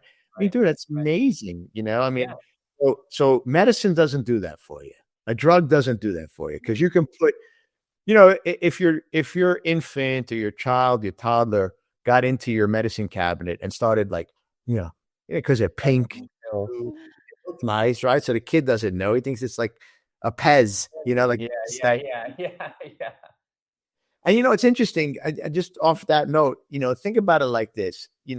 The brain, and even as children, we're attracted to color. So why do you think they make like kids antibiotics pink or blue or purple? Yeah. Right. Yeah. Because the brain can't differentiate if it's a medicine or a fruit. It's the same thing like Skittles, right? What do you think? There's that screwed up thing that they do to you to make it look like fruit, so the brain thinks that it's good for you. So you eat Skittles, right? Well, they say it tastes like fruit, even though it's instead you put little things that look like Skittles, like grapes and cherries, and make little holes, melon and pineapple, make it look like little balls, right? And then make it look, and as kids will be drawn to that as well. So they do the same thing with medications. They color them, right, for a reason, like so that in your head, you're taking a drug that is toxic, poisonous, right? But may help one chemical, one molecule, right? Stop your cholesterol as a statin, but they make a nice color out of it. So in your mind, you convince yourself, well, that's pink or blue or red. And green. Sweet too. They put the sugar on the shells. Yeah. And then it's not bad for you. It can't be bad for you. It tastes Yeah. It looks real pretty. But what if they made them all black? Yeah. Right. Right? What would you think? I'd put like a scroll of crossbones on there. Yeah. Right? What if that? Like, saying like there's such a like it's this mental game of warfare that they trick you. It's all a ploy to make money, Mhm. But my point is that, I don't know. I went off on a tangent. I'm sorry, guys. I don't know. No, it's fine. No, it's good. It's good to talk about that because it's true. So like, that's what medicine does. I mean, we talked about, we weren't back into like the antibiotics. Like that's the true essence of medication, right? It works, right? But like a statin, if you were on cholesterol medication, if it worked along the same lines as an antibiotic, right? 7 days on it fixes the problem, rerun the labs, and it's completely gone until maybe, your immune system is stressed and you get another infection. It would work. You put somebody on a statin drug, a blood pressure medication, an antacid, whatever the case might be, you would put them for 7 days and the problem will be resolved. And then get them off the medication. That would be a true medication, right? It worked. Just like an antibiotic, but that's not the case, is it? How long do people have to be on medications for? their whole entire life. 20 years as the thyroid ones that you're talking about, you know? You ask the doctor, how long do I have to be on it? Forever. Metformin, forever. Statins, forever. Blood pressure medication, forever. If you're not on it, you're going to die. And they tell you that. They were talking about a story about a woman. I don't know if it was a mentor of yours or your personal story. You have to remind me, but she came in with like prescriptions, like 30 plus prescriptions, and they just cut them by half. Didn't even look. Just go, okay, don't take half of them. And then, do you remember that story? Yeah. And she got better. Yeah. Which health? Don't worry about it. Doesn't matter. No, yeah, it doesn't matter. Just start taking half of them. Just get off that. Listen, I can't tell you to do that. I'm going to recommend, like, if it was me. And then she got off. She's like, wow, like, I feel so much better. Like, my head is clear. She goes, you think you can help me get off those other 10? I said, again, I can't tell you. You'd have to talk to your doctors, but well, do it. See how you feel. Let's be a cortisol diet. Let's get you on a chiropractic. You know what I'm saying? Let's do this. Yeah. 1 inch is losing 25 pounds, right? I mean, it's crazy. I mean, if you look at the amount of medication that, people are on, I always say this, the level of your life will only rise to your first contradiction in your life, right? So you come into the office, you're going into a healthcare, office, right? You go in chiropractic because you don't want to do the medications, you don't want to do surgeries, but then on our intake form, they're on 15 medications, and then you ask the patient, like, why are you on these medications? Because my doctor told me I needed to be on them. And I was like, well, did your doctor tell you why you needed to be on them? They're like, yeah, because they said, like, one person said the other day, if you don't take this medication, you're going to die. I said, that's pretty bold. I said, is he God?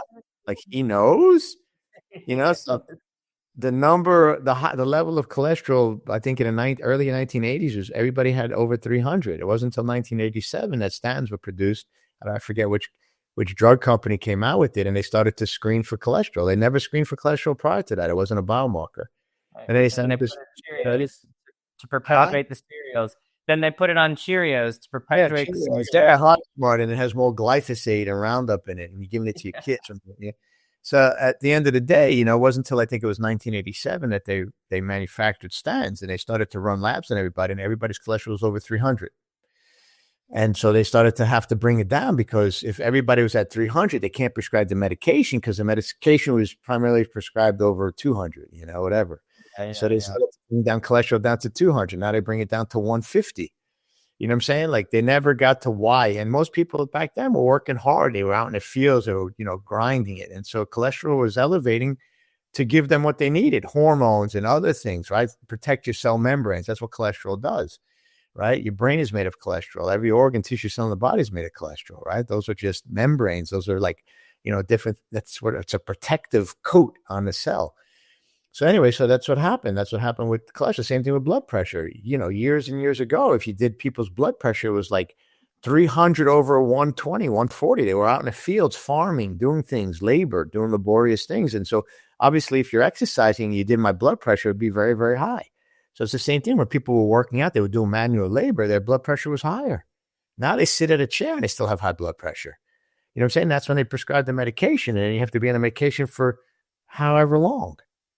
And so if you teach people how to exercise, lose weight, now there are cases where they're familial, it's genetic, right? Or maybe they have some type of molecular issue or genetic thing that causes them to high blood pressure, high cholesterol, but those are far and few between. Right. How many people who drop their cholesterol levels and drop their blood pressure just by, drop their blood sugar levels just by fixing their spines? I mean, there's a reason why the thoracic spine has the most nerves, right? It's 12 vertebrae, because T4 to T9 goes everywhere. Yeah. Goes everywhere. Goes to your lymph, goes to your liver, goes to your pancreas, goes to your gallbladder, goes to your digestive tract. Yeah, exactly.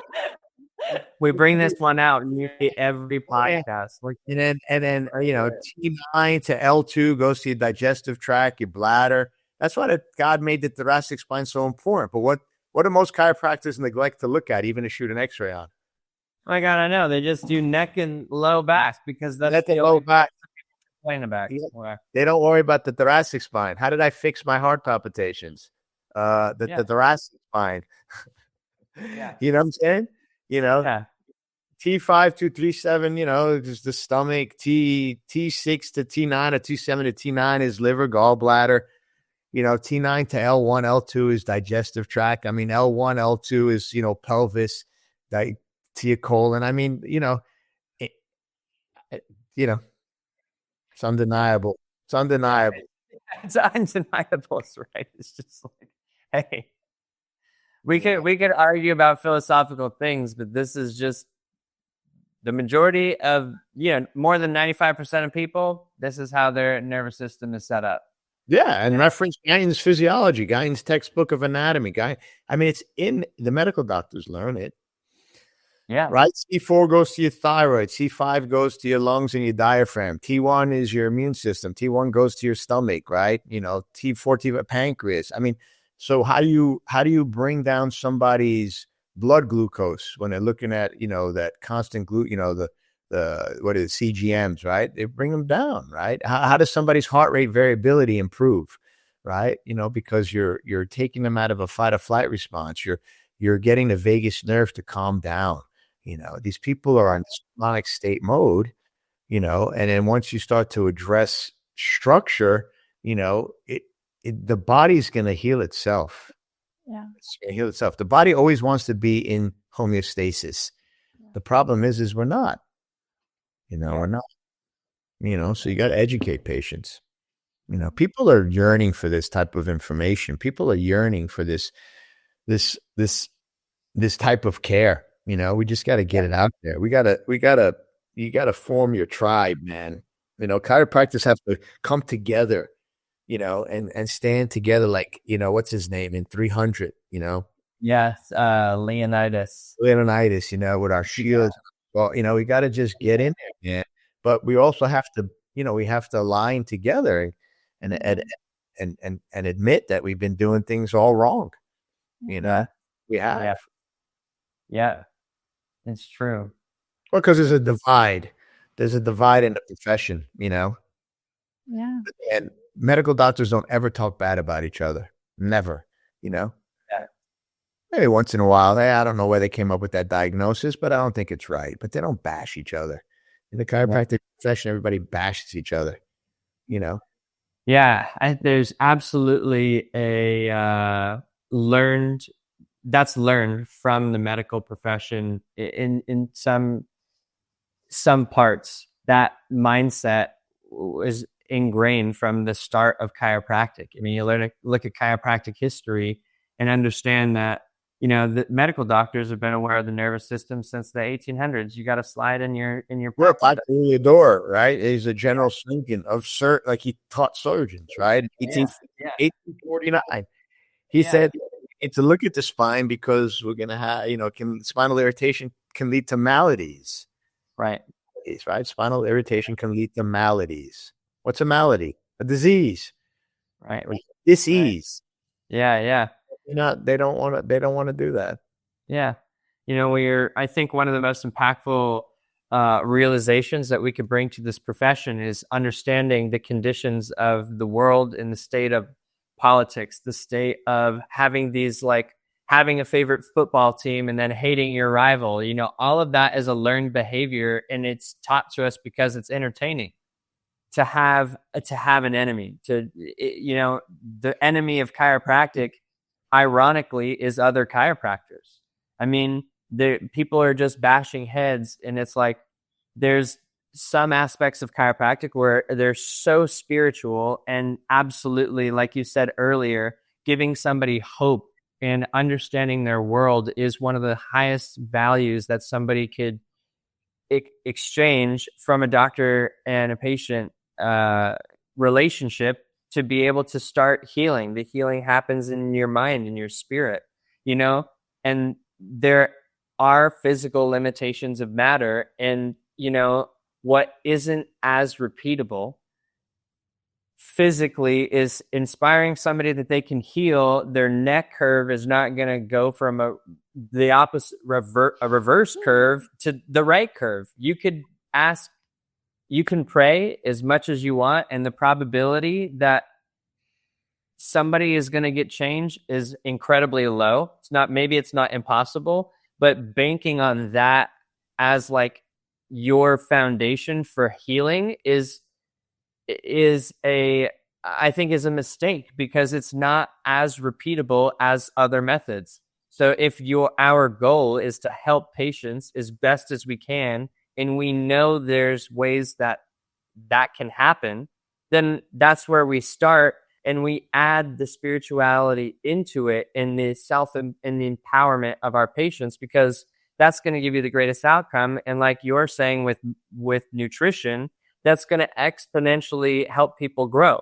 So a practice like yours, you do handle the foundation first. You're taking x-rays of their entire body so you don't miss anything. Then you're going, okay, is this person set up to have an incredible amount of healing? If not, let's get them on a nutritional protocol so they can heal right now. And then every time they walk in the front door, you've hired a team and you've trained a team. Every day you come in there with spiritual gusto, and you're able to empower everybody because you're walking in illuminated. So really, like you're saying, you've got this spirit, mind, body connection that creates the most healing. But there are people who really, really are rooted in the spiritual aspect of chiropractic, and the results are different measurably. So it's not to say that the spirituality is not important, because absolutely, if you can have somebody feeling more empowered about themselves, they're going to walk around with a different posture. So somebody could argue, well, if somebody feels better about themselves, they're not going to sit slumped over because they're not depressed. That's absolutely true. But what happened to the 10 years that they were depressed, that now their posture and their nervous system has changed?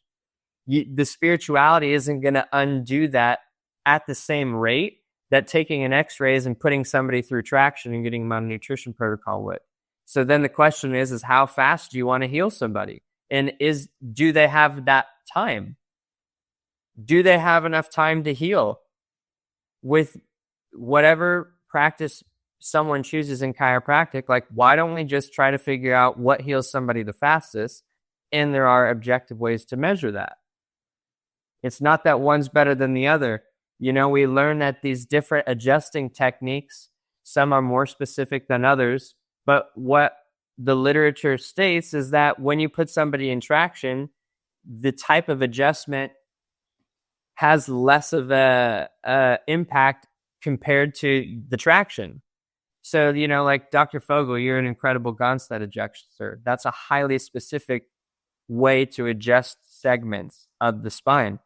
And the probability, and I'd love for you to speak on this, where, how do you see these different ideologies in chiropractic, whether it's NET or, people waving their hands over bodies? Like, what is the benefit of the spirituality of like the far spiritual side?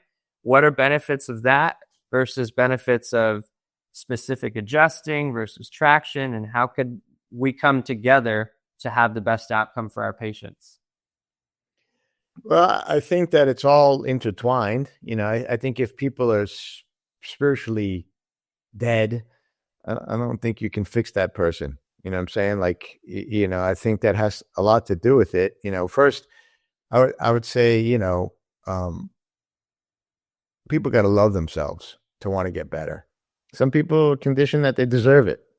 Maybe it's something that their parents gave to them, or they watched their parents say, hey, my mother was sick, so I'm going to get it. So then they had been conditioned to believe that as well, right? So, grandma was sick. She had a gallbladder disease, or she had kidney disease, or she had cancer. So it runs in my family, right? Again, it's a generational curse or a pattern, right? Same thing like addictions, right? It's all the same. And so some people, when they come into the office, you don't know them spiritually, you don't know them emotionally. So you don't, they may have these patterns that are in them that you can't break, you know what I'm saying? And so you can help them physically, you can help them nutritionally. And that's the one missing piece that's not allowing them to heal completely, So I do believe in that energy type of work with NET or, what's the other one?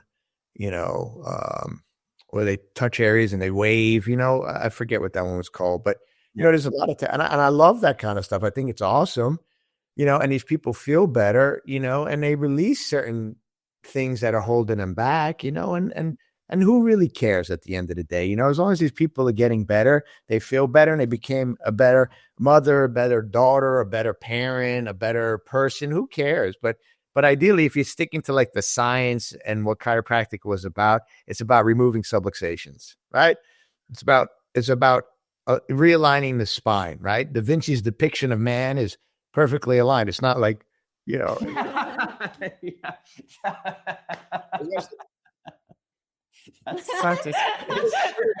oh, well, you know what I'm saying? It wouldn't sell. So to me, I never got into like the emotional component of it. I love it. I took NET. I love it. I think there's a lot of truth behind it. And I think that you can help people heal on that level too. So I don't, but the problem again, it comes down to niches, right? It's a separatist. And getting back to rivals, I'm a Jet fan. They suck. They'll always suck. I love them. And I don't really care. So like people ask me, who'd you root for in the Super Bowl? It doesn't matter. I could care less. It doesn't matter because my team isn't there. So I'm not getting mad. I'm just saying, well, the team of choice for me, and I love them dearly. I grew up on the Jets. They suck. I can't do anything about it. Hopefully one day they'll get a better QB, one day get, whatever. So like to me, there's no ego with it. It's almost like humbling. You're a Jet fan? Oh, not. So I think picking the winning team or your team winning is more ego, right? It's the same thing. Like I'm a Gonstead practitioner. I do 8K. I do, diversified. I do activator. I do toggle. I do, hole in one HIO. I do CBP. It's all ego. It's all to make yourself look better. You know what I'm saying? And I think that once you put the ego in, you forget about the patient. It's edging God out, right? Ego stands for edging God out. So to me, it's more like, I don't care what technique you do. I'm more structure oriented. I'm more spinal cord and nerve oriented. I'm more like what's going in that system. To me, that's why I love CBP, right? And I love the type of functional medicine that we do because, like you said, it's objective. You can measure it. Like if you're doing, like, I forget what the name of that technique is they just touch point and the body waves. You ever see that? Or put your hand right Yeah. I think it starts with a T. Does it start with a T? TRT? No, that's TRT. That's another one. I forget. As Dr. Epstein did it. So, but anyway, I mean, it's still, but they're still subluxated. It may not be subluxated spiritually, but they're still subluxated on a physical level, right? Like can't, right. And I believe there's chemical subluxations too. I think that when the body is toxic, it's going to affect the nervous system, right? So it's also going to affect in some ways the way they think about themselves, the way they love themselves, right? Right. And yeah. So I mean, it's all we're spiritual beings living in a physical body, right? Yeah. And so you have to understand that everything has on a cellular level impact, right? If you don't fix the cell, whether it's a nerve cell, a neuron, right? You have dendrites and you have axons and you have all this stuff, or it's a brain cell, or it's a heart cell, or if it's a liver cell, or if it's a red blood cell, a white blood cell. If you don't fix the cell, you can't get well. That's it. I can, like they showed, you pray over water, it changes the molecular structure of that water. Somebody prays over you, it changes the molecular structure of you. We had a patient, right, diagnosed with a very rare cancer. It was a cancer of the peritoneum, and they have a very specific, they open the person up and they wash the peritoneum because the peritoneum goes everywhere, right? You can't remove it. Otherwise you die. So they wash it with chemotherapy. It's a very aggressive, abrasive type of treatment. And there's only like a few doctors, few oncologists that do that. And we put on a protocol. She was on chiropractic care, and she's Catholic, so she had like the saints, right? They had people praying over her. So anyway, it's either she's going to live or not, right? And so they had prepared her for this type of treatment, and it gave her all like the side effects and what could happen, and everybody was concerned about her. Anyway, this doctor flew in. I don't know the whole story. You know, he came in, he gets paid a lot of money to do this procedure. She had gone through the typical chemo and radiation, and then they have to do this as the final resort. And they open her up, and she's cancer-free.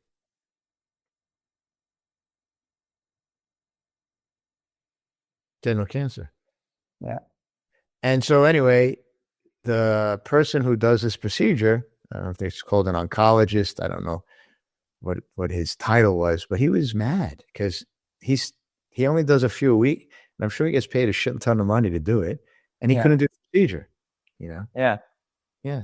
Instead of being like so ecstatic that she's cancer-free and he doesn't have to do it, he was more mad about the fact that he, you know, he's still getting paid, I'm sure, but he didn't do it, you know? So anyway, they sew her back up, they wake her up, and they say, hey, you have no cancer. Crazy. So I think, you know, she thinks it was the prayer, which is great because she's very religious. I think it was the functional, the chiropractic, and the prayer. Yeah. We don't want to go back and challenge it and say, hey, let's go back and do this all over again. Let's not do this. Yeah. You know what I'm saying? Yeah. You know, in my head, yeah, for sure. You know, she's Catholic, so she believes in the saints. So priest prayed over her. Hey, man, I'm all for it, dude. You know, because if I had stage 4 cancer, I'm about to die, please pray for me. That's number one, right? Yeah. So I think it's all encompassing. So it's also the belief system of the patient. If the patient believes they can get well and they deserve to be well, then they're going to get well. It's part of it. But then you have to find the right person to ensure them, to encourage them, to give them the confidence. And that doctor has the experience to help them. But if the patient doesn't believe that they deserve to get well, what's going to happen? Right. Yeah. I think it's such an incredible thing about the spirit. Like when we change our physical body and we allow more energy to go from our brain down our spinal cord into all our muscles and tissues and organs, the belief about ourselves changes. So it's like, you know, if you start with the body and what's happening in the body and your nervous system, like you will have better thoughts about yourself because you're not fighting, how do I just have enough energy to continue being a mother? Like I'm a stay-at-home mom. I'm not working, but I'm so tired. I don't even know how I can just make lunch for my kids or have to come home and make food for my husband. Or, you know, you're the husband and you go work all day, you're supporting your family, all these things, and you want to come home and your kids just want to play with you, yet you don't have the energy to do that. Like if you change your nervous system, then just to have energy to do these basic things that should just be easy, then what are you going to believe about yourself then? Your spirits are going to go up. You have enough energy to go to work, and then you come home and play with your kids. Your kids are going to tell you the same thing that they're telling you when you're tired. They still think you're a superhero either way. Right. Yeah. But then you're able to listen to it. Right. You know?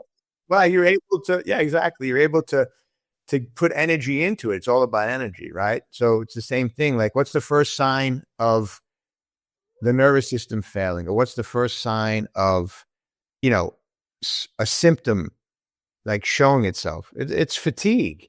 Yeah. You know, if your head is forward, if you're all twisted, you're working harder against gravity, right? It's super, super simple. I don't hold the bowling ball here, or a shot putter doesn't hold his shot put here.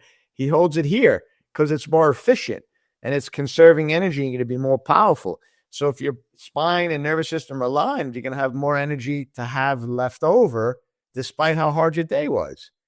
You know, work is work. Everybody worked.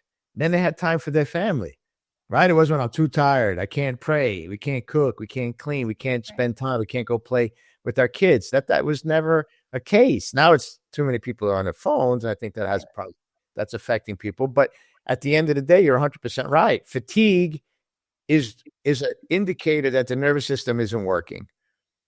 That's number one. Right? That's fatigue. I mean, if you look back in history of like people like Stalin or Hitler, if you look at Hitler's posture, if you look at pictures of Hitler had a translation, right? Yeah. Fit had a twitch, right? So let's say I'm translating to my left side and my hand, I'm blocking nerves and energy down into my hand. So Yeah. if somebody has a translation and nervous system's not working and the signals aren't connected, right? And it's like a frayed wire. Well, do you think he's thinking correctly? Yeah. Yes. Good choices, right? Yeah. Yeah. Right. He's not making good choices. So what if somebody, I don't know, I'm just saying, what if somebody translations, what if somebody corrected that? Maybe his brain would have changed like neurotransmitter production instead of, maybe producing glutamate, which is like the neurotransmitter for survival and hurting things, including yourself. He would have been keeping the dopamine, right? Which is the right focus and, getting stuff done, right? Or serotonin, which is like the feel good overall sense of well-being neurotransmitter. Who knows? I mean, we don't know. I wish I can go back in time and adjust them, Yeah, right. Change the course of the world, right? Change the course of things. But I mean, think about it. Look at people and you can see, what their postures look like and the ailments that they're suffering from or even their behavior. You know what I'm saying? Like people who are depressed, what's their posture? Yeah. Right? People who are sick and ill, what's their posture? And all of a sudden, you change their posture and they're feeling differently. Like that's what they do in TED Talks. They have you do like your Superman pose, your Batman pose, your Wonder Woman pose, right? They showed that it decreases cortisol by 43%, increases testosterone by 36%, whatever the numbers are, right? I may be off a little bit. But there's a reason why posture has a biochemical effect on the body. Yeah. So to say that you change somebody's posture and give them this empowerment inside their body, the brain's going to change. Their spirit's going to change. They're going to feel more confident.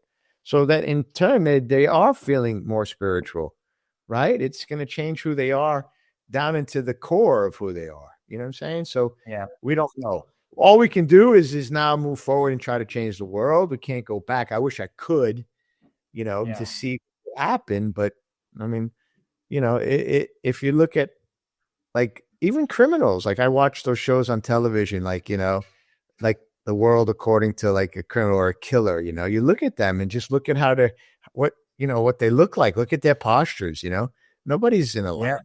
They're all subluxated, dude. Every one of them subluxated.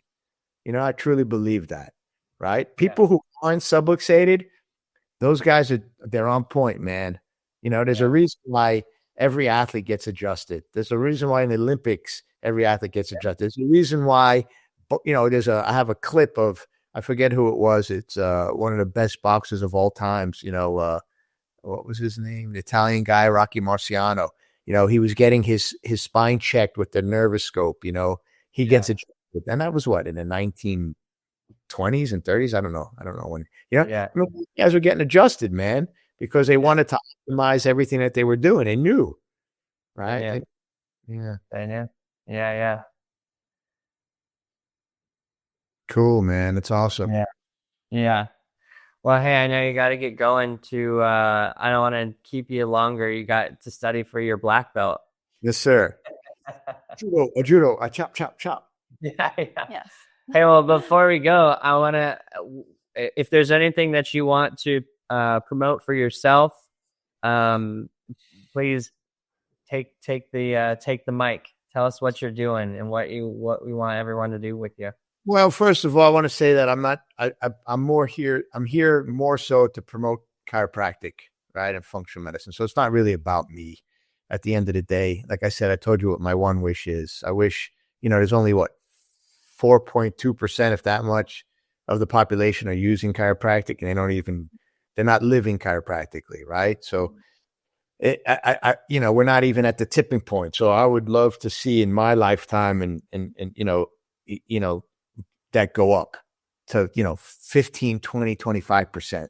So I'm not really trying to promote myself, right? I believe that I am the best chiropractor on the planet. Yeah. I don't care what anybody says and who listens to his loved ones. I think we get some doctors out there, right? And so I think that we have the best office ever. And I would love to see more chiropractors emulate that. I really would, because I think as a whole, the profession would thrive more, right? It wouldn't be, the desperation that we have in this, all right, like what we're going to do, we're going to do neuropathy now. We're going to do weight loss. We're going to do this, all that's encompassing. That's going to come with, that's par for the course, right? You get people optimized, you get them better. That stuff is all going to resolve itself on its own. So you don't have to have niches. You know what I'm saying? It's the same thing in medicine. You're having a niches, red light therapy, cold plunges, hyperbaric chambers, IV therapy, hormone replay. All these chiropractors are leaving chiropractic to venture off on some other lucrative kind of niche. And that drives me crazy, man. It's sad. You didn't go into chiropractic school for a niche. You went into chiropractic school to be a chiropractor, to remove subluxations, to make the world a better place so people can heal. End of story. You know what I'm saying? Yeah. Build their immune system, get their bodies working better, make them the best version of themselves possible, right? So for me, if I stay true to that, man, I can wake up every day and look at myself in the mirror and say, I wasn't a sellout, man. I wasn't a sellout. And I'm not disrespecting anybody. Some people are going to get mad at me if they listen to this podcast, but dude, man, chiropractic is the best profession in the world, on the planet, to ever exist. Thank God for D.D. Palmer and B.J. Palmer and everybody else. And then those people that came after that. And there's plenty of great chiropractors. Thank God for Dr. Fred and Dr. Don Harrison and Dr. Deed Harrison. And thank God for all these people, man. I wouldn't be here if it wasn't for them. So I owe everything to them, right? On a spiritual level, on a physical level. Like if it wasn't for them, I wouldn't be a chiropractor, right? Even my chiropractors, Dr. Deutsch and Dr. Condor, they're passed, right? And all the Dr. Durlacher, all the Dr. Weber, all these chiropractors that as a kid, I went to Dr. Nemeth. I remember all my chiropractors, right? People say, I don't know. I went there for 3 months. I don't even remember his name. That's not for me. I want you to say, Dr. Kyle, Dr. Fogel, come to my funeral when I die at 100. You'll probably be dead before me. But anyway, hey, he changed my life. You know what I'm saying? Like, and I remember him, it changed my life. That's what I want. That's the legacy that I want to leave, just like these guys are doing it. But I want to thank everybody in the profession. So it's not about me, man. I don't really care about promoting my practice, dude. It's bigger than that. You know what I'm saying? It's my mission. It's my purpose. It's to, like, people come and do peak with me, right? Isabella, everybody who I changed, and they want to be chiropractors, right? And because of me, because of the passion, because of what I've been taught, and because of the love for chiropractic. That's what I'm promoting. So I don't care about promoting myself. It's not about that. It's way bigger than that, dude. You know what I'm saying? Yeah. Yeah. Well, cool. Well, then we'd love to have you on again sometime and go deeper on some other things, because, we just scraped the surface at all the expertise that you have. And I know that we can help you with your mission to get chiropractic up from 4 and quadruple that 10x it, get the world on the chiropractic. So we'll have to come back and talk about next steps to get that going. Well, thank you guys for having me on and listening to. Nobody else is going to listen to me, so hopefully somebody. We get to go on a rant for a good 2 hours. It's been my pleasure. Yeah, thank you so much. We love you so much. Thank you again. All right, you guys have a blessed day. Love you.